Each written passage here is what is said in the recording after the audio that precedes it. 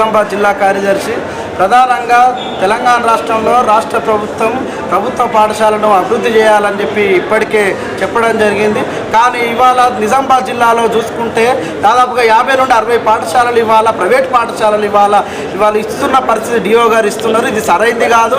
ఎందుకంటే మేము పేద విద్యార్థులు, చదువుకునే విద్యార్థులు తల్లిదండ్రులకు ఇవాళ అన్యాయం జరుగుతున్న పరిస్థితి ఉంది. కొన్ని లక్షల ఫీజులు ఇవాళ ప్రైవేట్ పాఠశాలల్లో ఇవాళ దోచుకుంటున్న పరిస్థితి ఉంది. తల్లిదండ్రుల రక్తాలు ఇవాళ తాగుతున్న పరిస్థితి ఉంది. కాబట్టి వెంటనే ప్రైవేటు పాఠశాల యాజమాన్యాలపైన చర్యలు తీసుకోవాలి. ఇవాళ ఏదైతే జియో నంబర్ ప్రకారం 37 ప్రకారం ప్రతి ప్రైవేట్ పాఠశాలలో ఫీజు స్ట్రక్చర్ని అమలు చేయాలని చెప్పింది. కానీ ఇప్పటి వరకు ఒక్క పాఠశాల కూడా ప్రైవేటు ఫీజు స్ట్రక్చర్ని పెట్టిన పరిస్థితి ఉంది. దాంతో పాటుగా ఇవాళ ఏదైతే ప్రైవేట్ పాఠశాలలో చదువుతున్న విద్యార్థులకు ఇవాళ అధిక బరువుతో ఇవాళ ఆరోగ్యాలు పాడవుతున్న పరిస్థితి ఉంది.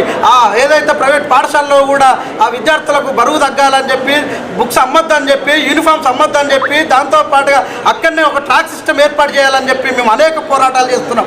ఇప్పటికి 2 నెలల నుండి ఇవాళ డిఓ గారికి ఎంఈఓలకు ఇవాళ వినతిపత్రాలు ఇస్తుంటే ఇప్పటి వరకు కూడా ఒక్క పాఠశాల మీద కూడా చర్యలు తీసుకునే పరిస్థితి. ఇవాళ ఎంఈఓ డిఓ కొమ్ము కాస్తున్న పరిస్థితి ప్రైవేట్ పాఠశాలకు. తస్మాత్ జాగ్రత్త అని చెప్పి మేము విద్యార్థి సంఘాలుగా ఇవాళ మేము హెచ్చరికలు జారీ చేయడం జరుగుతుంది. దాంతో పాటుగా మేము జిల్లా కలెక్టర్ గారికి తెలియజేసేది ఏంటంటే ఫీజు రెగ్యులేషన్ యాక్ట్ ఏదైతే కమిటీ ఉంటుందో దానికి చైర్మన్గా జిల్లా కలెక్టర్ గారే వివరిస్తారు. కాబట్టి జిల్లా కలెక్టర్ గారికి మా విన్నపం ఏంటంటే ప్రతి ప్రైవేట్ పాఠశాలల మీద మీరు చర్యలు తీసుకునే అవకాశం ఉంటుంది, ఇన్స్పెక్షన్ చేయాల్సిన అవసరం ఉంటుంది.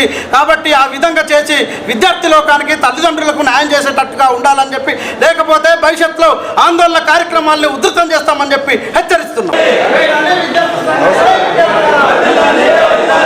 తమ్ముడు కొద్దిగా